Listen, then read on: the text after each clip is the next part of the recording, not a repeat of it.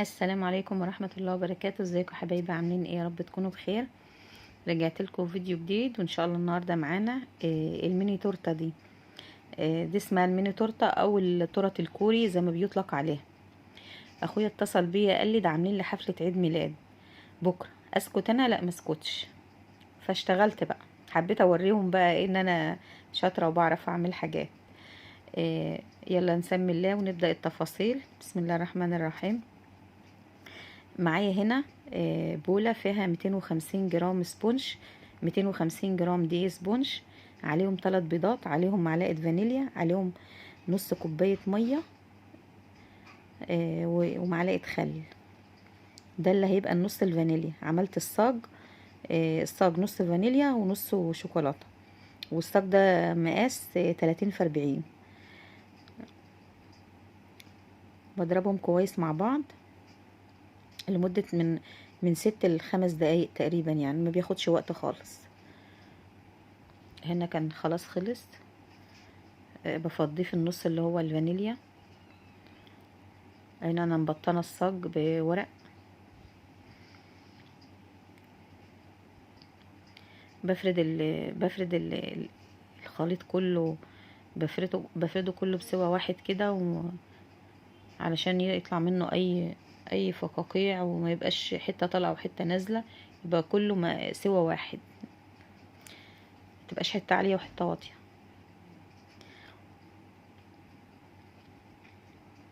ومعايا هنا 250 جرام دقيق سبونج، يعني ربع كيلو، اللي هو الشوكولاته. ومعايا هنا 3 بيضات برضو، نفس الطريقة، 3 بيضات. ومعايا معلقة فانيليا، ومعايا معلقة خل، ومعايا معلقة محسن جل. ده الاسبونج الشوكولاتة، ودي الفانيليا، وده الخل، ودي نص كوباية مية. ومعايا هنا البيض، بس انا ما كانش عندي البيض، لقيته خلص، ما لقيتش حد يجيب لي، فكملت ببيض. عندي فراخ بتبيض، ده بيض بلدي، كملت بيه، وطلعت فيهم واحدة بصفرين. يعني البيض زاد شويه بس طلعت حلوه برضو، طلعت هشه وحلوه. دي معلقه المحسن الجل، بضربهم برضو من 5 ل6 دقايق بالمضرب.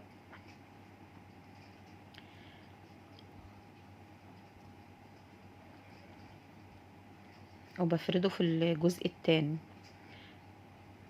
التاني، من الصاج. انا هنا كنت مشغله الفرن، شغلت الفرن على درجه حراره 180 قبلها ب10 دقايق. هو ما بياخدش وقت، بياخد 15 دقيقه. بعد 10 دقايق بفتح عليه بختبره، لقيته لسه. بختبره بأي حاجة، ببوز سكينة، بخلة أسنان، أي حاجة. تلاقيها طالعة نظيفة، خلاص هو كده تمام. سيبه 5 دقايق وبطفي عليه. هنا بنزل كل الكمية، لأن لو سبت بواقي فيها، الجزء ده هيبقى نازل شوية، مش هيبقى سوى التاني، سوى الفانيليا. أنا عايزة كله زي بعضه، يعني المقادير كلها تبقى بنفس زي بعضها. سويته كله، بخبطه خبطة كده، وبدخله الفرن. انا دخلته الفرن. ده بقى تاني يوم، انا خبزاه قبلها بيوم. بحط هنا 100 جرام كريم شانتيه، عليهم نص كوباية مية متلجة، وعليهم رشة فانيليا، وبضربهم مع بعض. المية تكون متلجة، يعني من الفريزر. هنا الاسبونج الكيك انا قطعته بقطاعة مقاسها تقريبا 13 او 14، يعني قطعته، بس ما الحتة دي ما تصورتش. قطعته وطلعت منه الدوائر اللي انتوا شايفينها دي. والازايز الحمراء دي فيها سيرب، عاملاه كوبايه ميه على كوبايه سكر على عصره ليمون على رشه فانيليا، وغلي غالي غلوتين، وسايباه يبرد. هنا ده اسمه ورق فوكيوم، بيجي من عند اللي هو الشفاف ده، بيجي من عند مستلزمات الحلواني. بتجيبيه بتعمليه على اي مقاس تورته، يعني بتقصي على قد اللي بيجي بالمتر. انا شاريه المتر ب7 جنيه. هنا انا حطيت طبقه، وحطيت عليها طبقه كريم شانتيه، وحطيت عليها طبقه صوص شوكولاته ابيض. والطبقة التانية الحتة دي كانت بحط بقايا كده بزودها، بحط السيرب وبعدين الكريم شانتيه وبعدين الجناش الشوكولاتة او صوص الشوكولاتة. انا هنا حطيت صوص شوكولاتة على الكريم شانتيه بين الطبقات، لان التورته ما يعني معلهاش شغل كتير على الوش، فعشان كده علشان تبقى غنية يعني، تبقى بتتاكل تبقى طعمها حلو. هنا السيرب ودي الطبقة الأخيرة. بحطها بقى بدخلها الفريزر تتماسك شوية، وبمسح الحروف ديت علشان ما تبقاش كلها كده متلحوسة، لازم الحاجة تبقى شكلها حلو. بشيل كل الزوايد ديت وبعمل بظهر معلقة كده، بسوي برضو بظهر معلقة.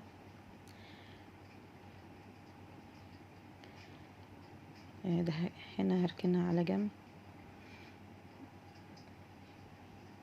انا دخلتها الفريزر، دخلتها ووريها لكم. هعمل التانية بقى اللي هي الشوكولاتة.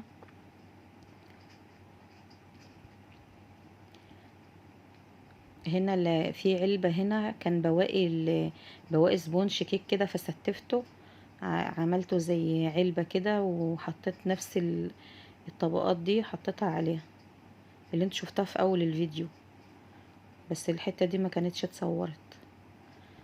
هنا حطيت برضو طبقة سبونج وفوقها السيرب، وفوقها الكريم شانتيه، وده جناش الشوكولاتة او صوص الشوكولاتة زي ما بتقولوا عليه. هحط طبقة تانية كمان. انا عاملة التورتة 3 طبقات. هنا دي زوايد كده ببقى احطها في الجناب لو في حتة مكسورة، لان السبونج كان هشش قوي وكان خفيف قوي يعني، ما كانش متحمل ان انا امسكه. بصراحة كان طالع تحفة، مش طالع بقى مكتوم، لا طالع حلو. هنا ده صوص الشوكولاتة بحطه بين الطبقات.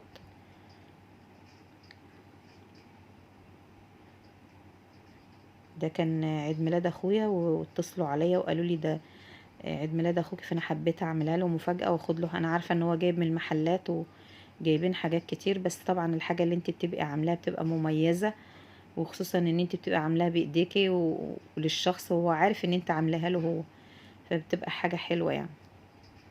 بصراحة اتبسطوا بيهم وفرحوا قوي، وطعمهم كان حلو. هنا بشيل الزوايد وبسوي كده الوش بالمعلقة. دي كانت خلاص خرجت من الفريزر طلعتها. هنا ده اللي هنا ده نوتيلا مسيحاها بزيت، اللي هي لونها بني دي. ده القمع ده انا حاطه فيه كريم شانتيه وبعمل بيه كده روزيتات، كيس حلواني روزيتات حوالين الدايره كده حوالين التورته، وبعد كده هصب فيها في الجزء اللي في النص ده نوتيلا. انا مسيحه النوتيلا دي بزيت على البارد.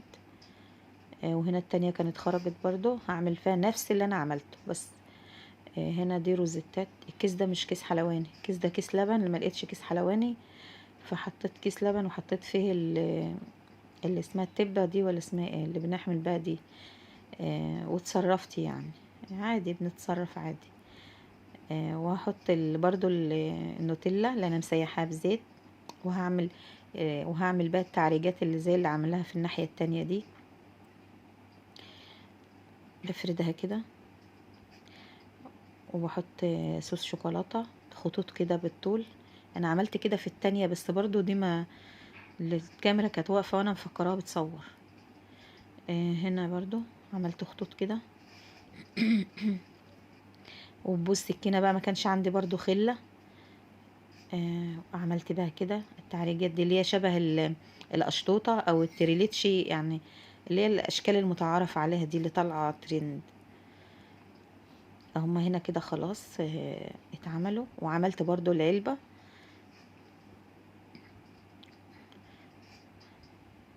كده تمام كده. كده عملتهم. ده فيديو النهاردة، يا رب يكون نال اعجابكم، وما تنسوش تعملوا لي لايك، واللي مشتركش في القناة يشترك وتدعموني. وقولوا لي رأيكم. هم بصراحة حلوين قوي، عجبوني انا قوي وعجبوهم برضو. قولوا لي ايه رايكم، ولو عجبوكم تقولوا لي في الكومنتات. ودي العلبه اللي انا عملتها لماما.